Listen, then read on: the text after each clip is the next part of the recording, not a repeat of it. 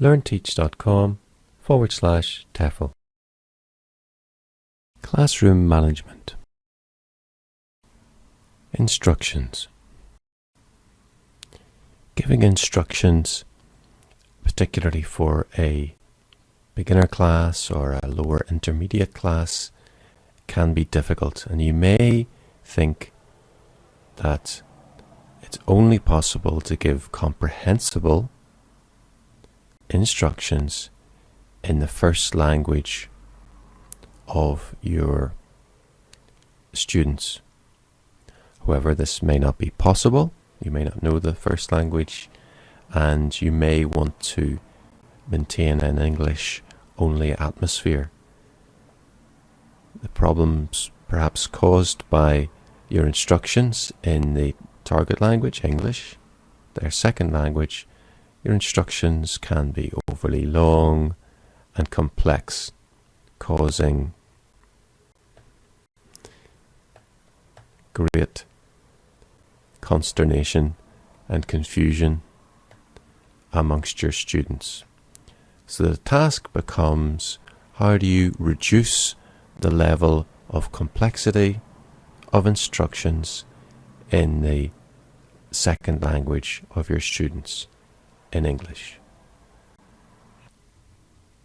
How do you reduce complexity in your instructions? Well, plan. For a while, sit down and craft your instructions. Think about how you're going to do it and make a plan which can be easily followed in the class. Also, simplify, that is, make sure that the language that you use is below the target language you're trying to teach. So simplify so that the language used is lower than the target language you're trying to teach. Also, very simply, reduce verbiage, or even try to eliminate verbiage. That is, any unnecessary blah should be minimized. And also,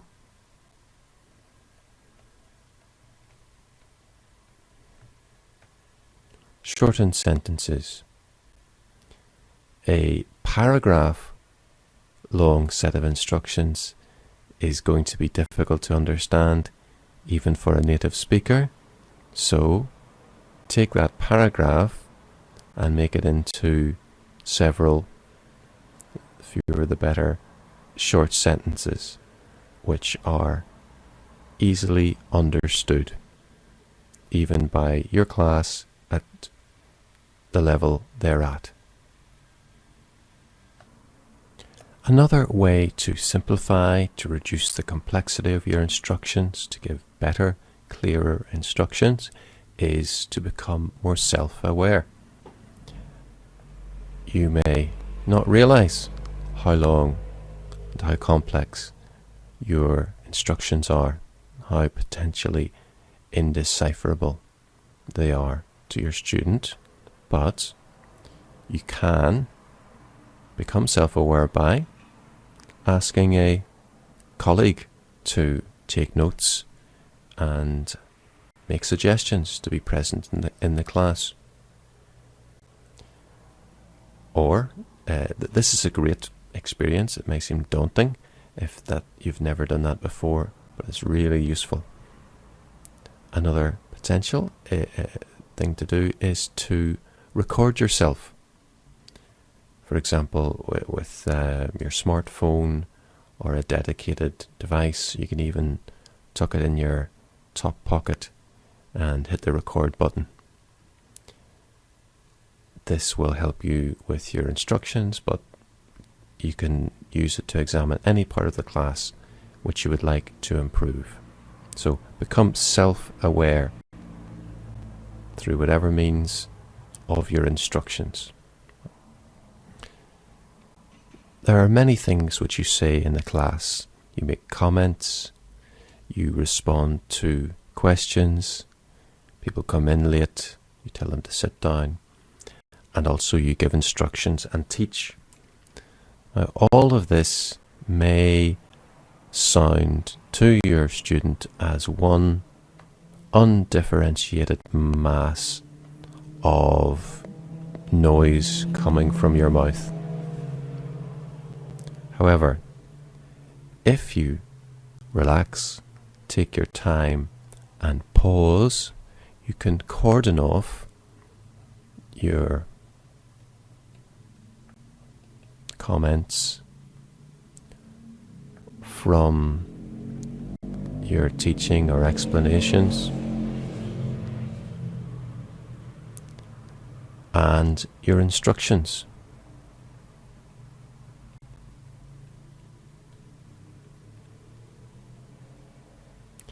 So when you're giving instructions, pause so that the student understands that something new, something different is coming to them, and this will improve your chances of having your instructions understood by your student. One way of giving instructions is to tell, and this can be done, but it may not be the best way. Another way to give instructions is to show. You can show the instructions perhaps in a text form or with visuals, or you can show by demonstrating, perhaps with a more able pupil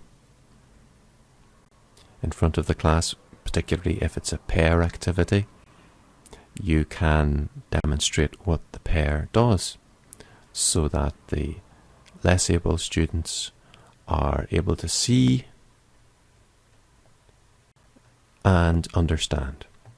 So, show where relevant, not tell, to improve comprehensibility of your instructions.